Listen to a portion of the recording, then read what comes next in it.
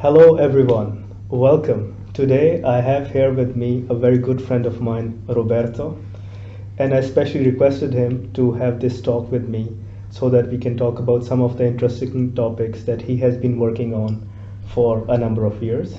So, Roberto, how are you doing? Yeah, I'm doing good. As you know, I'm like you, busy, of Yeah, course, with work and a lot of things. yeah. But yeah, in general, I'm honestly, I feel okay. Nice, nice. Thank you for being here. Thank you for talking to me. So, can You're welcome. you, for our audience, say a little bit about yourself, a little bit about your journey? Because Mhm. you're, of course, from Mexico. So, what did you do in Mexico? When did you come to the Netherlands? What are you currently busy with? Yeah, sure. Yeah, well, as you said, I was born, I come from Mexico. Basically, I can say, well, I'm a psychologist. What I did professionally, I studied psychology, like a bachelor in Mexico. I also did a master in sports psychology.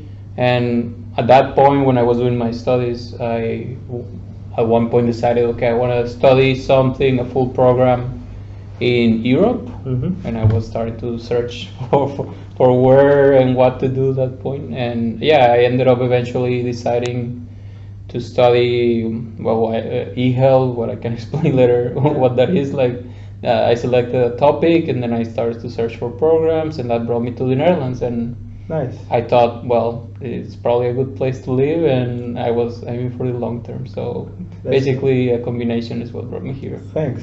And I think it was my lucky day that I met you because I made a good friend. Yeah, I know if you would say, Yeah. And you did your masters here, or you? Oh yeah. Actually, yeah. When I came here, I came to do basically a second master because I had done a master in Mexico, but in sports psychology. Nice. And what I came here was more a combination of it's basically like health psychology Mm-hmm. with the technology kind of part that here Yeah. they do a lot. So yeah, it was a second master for me in general, Yeah. and 1 year as it is here. Nice. So I mean, already I see that three big words are coming out: psychology, health, and technology. Yeah.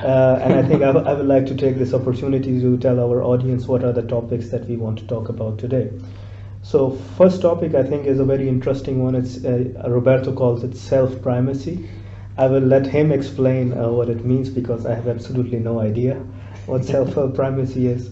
The second, we want to talk a little bit about self-management in combination with technology, and also there I would like to give credit to Roberto because he started a WhatsApp group of interesting people who talk about self-management, and I was, let's say, lucky enough to be part of it and sometimes get some inspiration from it. Yeah. I also spam their WhatsApp with my videos to increase the audience, for example. And the third topic we want to talk a little bit about, roughly touch it, is the depression and burnout in combination.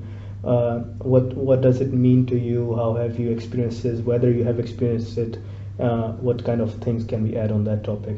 So let's start with the first topic. Roberto, can you briefly I will try. talk about self-primacy? What is it? Because let's say that I don't know anything about Yeah. self-primacy. What does it mean? Yeah.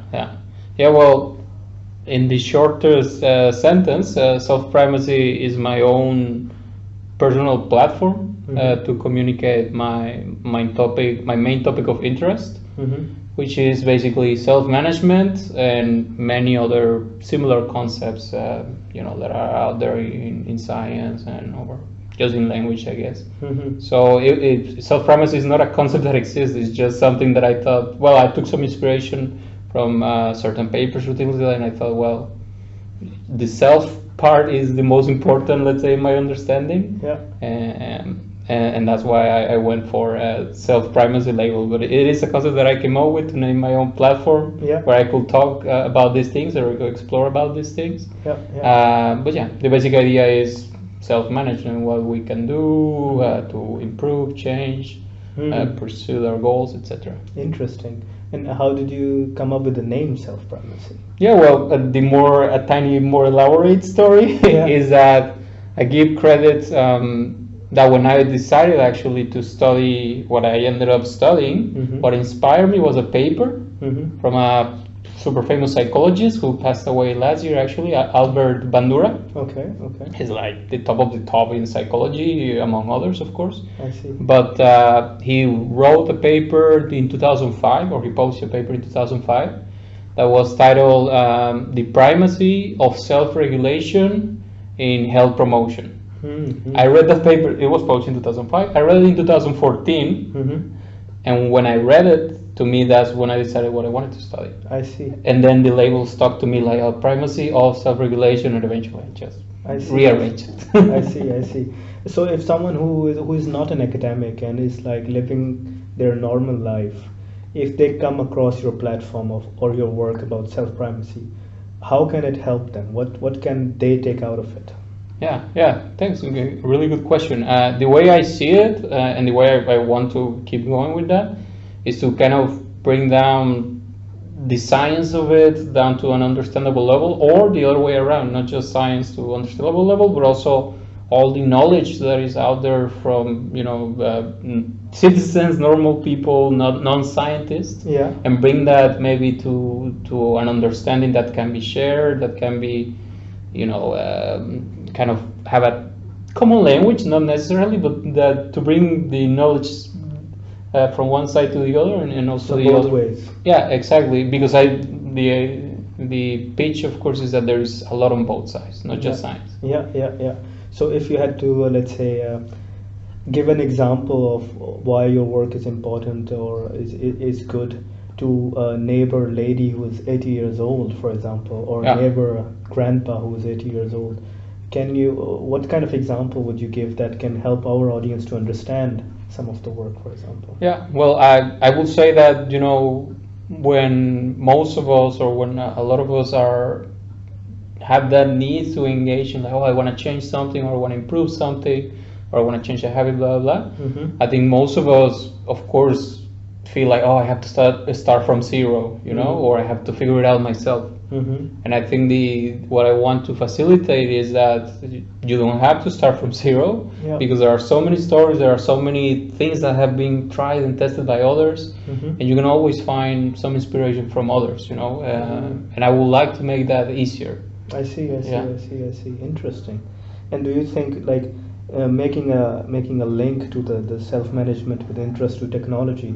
I think you have done some work on how technology can help that, right?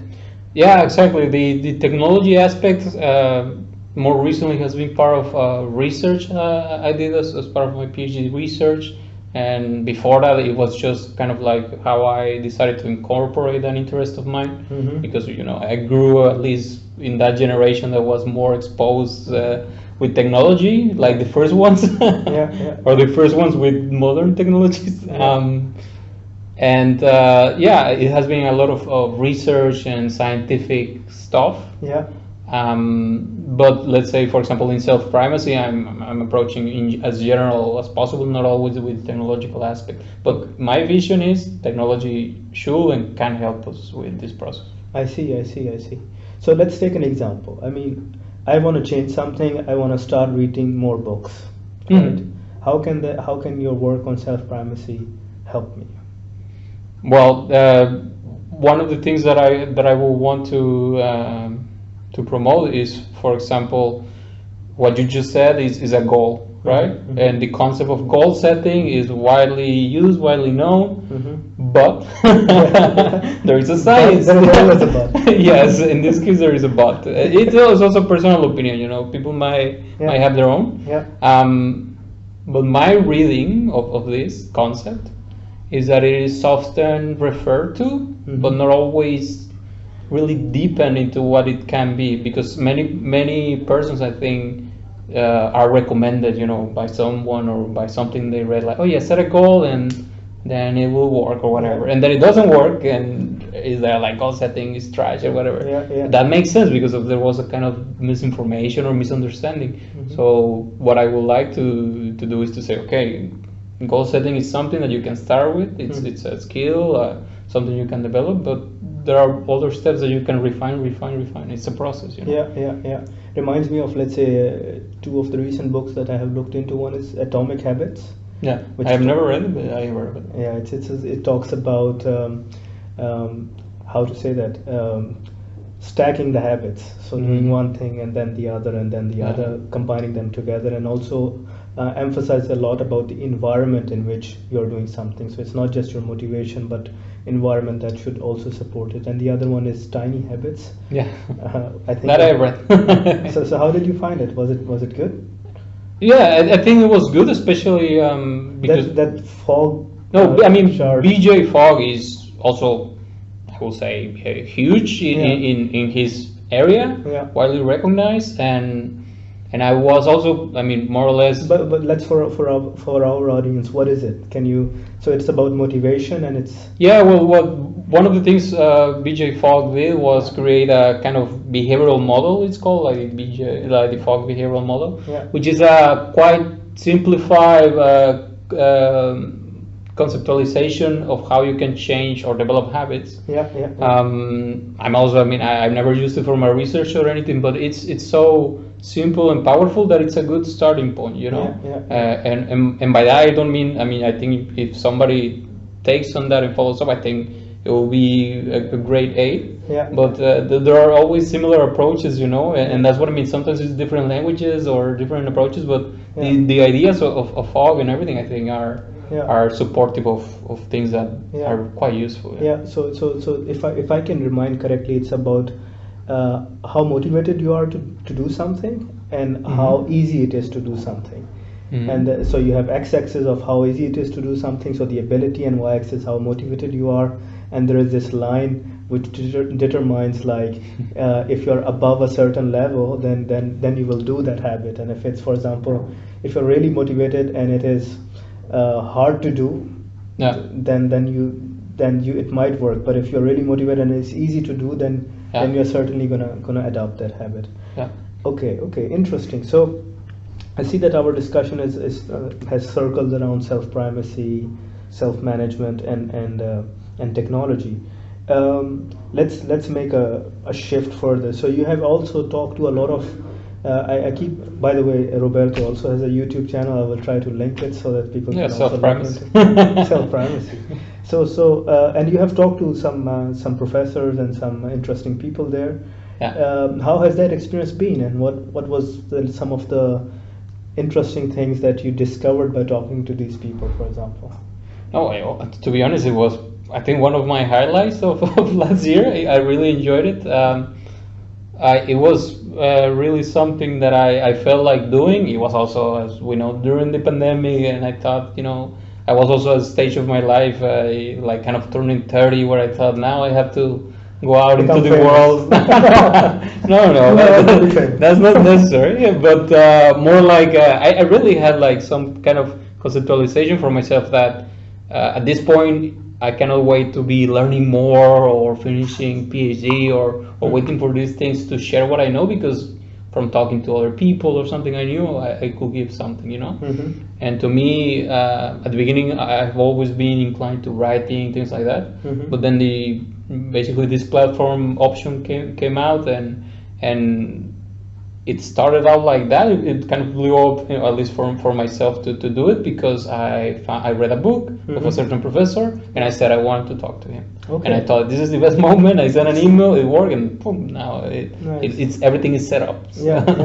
That's really interesting, because people don't generally reach out to people because they think they will never hear from them. So, for example, this professor who wrote a book, you contacted that person, and that person responded. I mean, and it was, I mean, it's super nice experience. I was really happy. Great, man. That's I'm happy for you. So what's your ultimate, let's say, objective or goal, or how do you want to proceed further with this idea of self-primacy and self-management? I really want to continue with the output of that, not necessarily always YouTube, but like I said, I do feel like writing about things. I have written some things for myself that I would like eventually to finish or to do. But my end goal is really to just disseminate that idea about several ideas, but the idea that, okay, we can all share our own experiences, we can try to see what is similar, what is different, learn from each other, and especially motivate people on the value of doing this, you know? Yeah. Because well, at least I know you and I have talked about it, is not something that we are incentivized to do, or that we find easy to do. Mm-hmm. So normalizing that, giving some tools and common language to do that, or something to discuss. That's what I want. Yeah. It's a very noble goal, because unfortunately we live in personas. We don't really understand what people are going through, and it's very difficult to make an environment where people feel comfortable and safe to talk about how they're feeling without being judged, or without being concerned about how they're going to be perceived.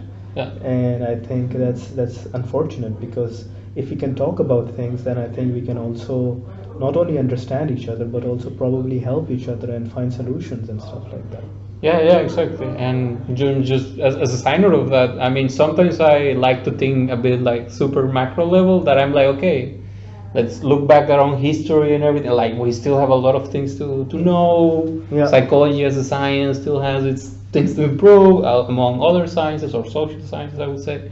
So that's what I meant also with kind of our position now in our lifestyle. I feel we have the opportunity, we have the will. So I think, being maybe a bit egotistical or something about it, is like, if we can do it, if we have the will to do it, it's good that we do it, and we're just contributing to this. So I understand that maybe in previous years or in other settings or contexts, it has been always difficult to talk about these things, or there was no easy sharing of information, but I feel like this is a good chance, and I think you and many other people are working on that. And I think I want to make now let's say a bridge to the last topic, that was depression and burnout. But before I go into that, I have a question just popped up in my mind. It's like, how much of this work that you're doing you think has been influenced by your background? So for example, not background in study sense, but coming from Mexico, seeing different continents, and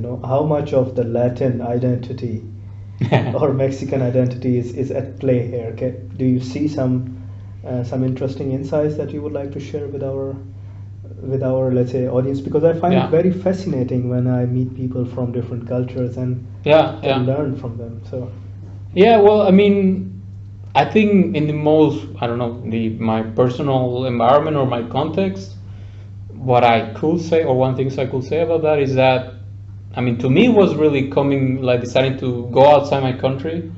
It was also part of a pursuit to be in a place where I felt comfortable, or in a sense that I can have as healthy habits as possible in a safe environment. I mean, I'm not saying Mexico is like a bad environment in that sense, but I don't know, I felt like, again, I could do it because by several reasons. I had developed English. I knew, I saw the opportunity, and I thought, I should take it.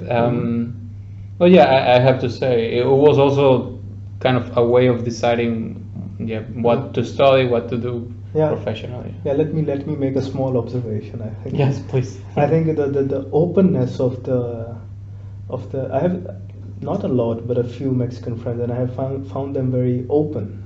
And I think that is one of the things that has helped you to connect with people and look into this topic. I think that's a strength, definitely. It's you're right. It is very much there, and I am an introvert. In Mexico, I'm the introvert. I'm the quiet, just so you know. But I have sufficient power level to take over a room and just talk until people stop me. But I think I did that thanks to my environment in that sense, because in Mexico I was born more with the characteristics of an introvert, and the extrovert part was a work of several years, and thanks to my fellow Latin Americans also. Because that's okay. I said that I will go to depression and burnout, but you talked about introvert and extrovert. So and I think, like, when people are growing up, especially when they're in early teenage and 20s, it's a process that they understand themselves and explore themselves and stuff.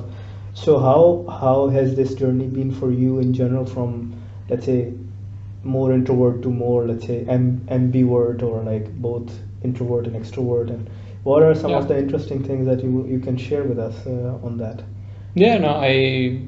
like in broad strokes, like I said, I have always identified myself like as in my younger days as an introvert. Yeah. I was also usually like the kid in elementary school that was like getting tense. I mean, it was not that difficult, to be honest, I think, in that sense, or I guess. But I was always like just focus on my things. I didn't think about it. Then by the time I enter university, or even before that in Mexico, Yeah. I was already opening up. I was at some point. I think I was like, yeah, whatever. I'm not gonna keep being the introvert. I started to have different friends that opened me to experiences. Yeah. Yeah. And I'm always happy that happened. That I did that. Yeah, because yeah. it started to open myself up. Mhm. And then maybe I opened myself up too much because I was a bit lazy in my first years of the bachelor. Yeah. I was having a lot of fun, but I was a bit lazy. Yeah.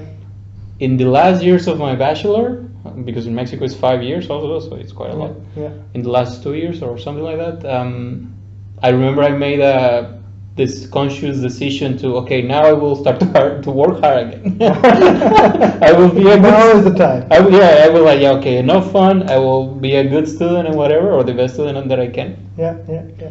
So the last moments of my bachelor, and then the master, and then what happened afterwards until coming here, it was like my peak performance period. I see. So if I can summarize it, so you say you talk a little bit about willpower. In this case, like now is the time for me to do it. Yeah. And also openness to experience or try out different things. So reaching out to people, seeing how it goes. I think some of the good friends I have is, it's just like we were sitting together on a table and I asked someone which book you are reading, and now he's my friend for 5 years. So I think just reaching out to people, I think, can sometimes make that click for you to be more socially connected if you're that's what you are aiming for. I have the feeling, right? Yeah, definitely. And it's something that I agree, it has helped me a lot, but it's also something that I feel like I wish I could do it more, because there's always that struggle, like deadlines or whatever. But it's so much that you can get out of it, and I think everybody who does that then stop saying this. Okay, so last topic, we want to touch a little bit about depression and burnout. I didn't know much about it. I have to be honest, like 1.5 years ago, and it was then I started looking into it and met some people who were suffering with it, and I understood that it's actually how to say that it has a lot to do with circumstances and environment that you are in and that you grew up with, and that's not necessarily in your control, and it's much more common than we think.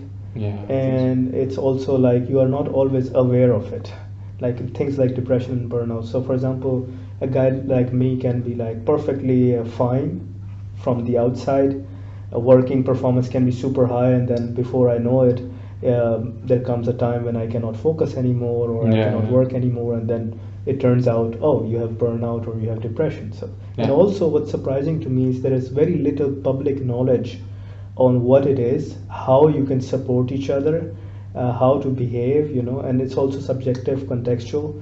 So there is a lot of things at play, and I must say that my journey is still exploring, and I'm trying to not only understand this topic for my own self, but also to be able to be better support to people in my social surroundings if someone is struggling with it. So can you talk a little bit about it from your own experiences? What do the terms mean to you? And what has your journey been about it? I think what I can say, first of all, in general, is that burnout, depression, or similar concepts, for myself, I have really never felt them, within my personal reality until, I would say, I don't know, maybe I guess 2 years or since the pandemic started to go, because when the pandemic started to go, I think is when my habits started to change. Because before that, like I said, since 2013, I would say, until 2019, let's say, I was in my view, performing at the Peak top of my performance. top. Yeah, Yeah. really. I mean, I'm not saying I was at the Olympics But winning you were medals. happy with yourself. I was super happy with myself, and I was getting so many benefits of progressing with my goals and doing things. Yeah. I was really. Then when the pandemic hit and we went into lockdown and stuff, slowly I started to let go of certain things, not instantly, Mm-hmm. but I look back 2 years and I'm like, it was a change. Yeah. I mean, and in the last years, or as it has gotten more recently, I have started to have to self-check myself for this kind of things. Like, am I burnout in my PhD or in this or that? Am I depressed? Why are these thoughts coming by or not? Is it just what is, So definitely, I think in the last 2 years, I cannot self-diagnose myself, and I don't think I don't know. I'm also in the same as you said. I think I'm still in that process of understanding the whole situation. Yeah.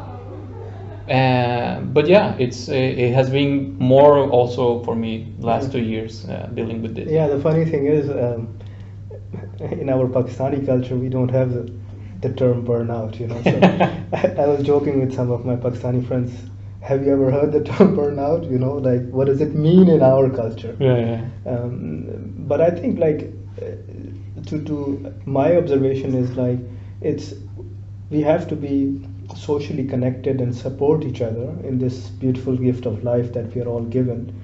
And being depressed or being happy are different states, and you need people to be there for you in both states. To be happy, you also need a surrounding to celebrate it. And if you are feeling sad or low, you also need people to share that moment with, so that you can go through it, because life goes in cycles, and and we have to acknowledge that this is also one of the cycle. Okay, I think we touched on most of the topics. Do you have anything to add, Roberto, that you would like to share with our audience? Well, I was just thinking what you were saying. I will try to be brief. No, take your time. But I just wanted to address the point. I think this could be useful to really, I hope, to everybody who's listening. As a psychologist, like I said, part of my psychological. Oh, you're a psychologist. Oh yes, I am. But that's what I'm going to say. But. No, yeah, that's the but that I already mentioned. Okay. Remember that I mentioned that for part of my career or studies, I was a bad student. Yeah. So I mean, I'm very passionate about psychology, but I just want to say that depression is a label that psychology as science has tried to define, has tried to give characteristics to. Also burnout, all of these concepts. But of course, it's very difficult to understand a specific human experience with these labels, and there is a lot of discussion, including with people I have talked to, is that it's sometimes you cannot treat, of course, people as a machine, or like you said, that it's a state. Yes, but Okay. what was that? Just we lost the lights were out because you were saying something secret of the world. I didn't ever try to silence me. We apologize. We have the automatic lighting system that turns off. Please continue. This is the message that I want everyone to hear. No, try not. Basically, the idea is try not to get fixated on a concept or a label, even if you are getting it, of course, from a certain authority. And I don't want to, of course, there are psychologists who have studied this, who could explain this to me and to many people quite clearly. But it is true that because of cultural differences and because of many things, it's very difficult to outline, like, this is depression or this is burnout. There are no clear guidelines. Human experience cannot be just clearly defined with perfect labels or quantitative indicators. It's difficult. Those are beautiful words, man. Thank you for that. I hope that our talk helped you in some sense to understand or share some of the experiences that we have. If you have any feedback, please feel free to give us that feedback. I wish you good luck in your endeavors, Roberto. Again, Thanks, and thank same you to for you. talking to me, and we wish you a good day ahead. Thank you. Bye bye. Thank you.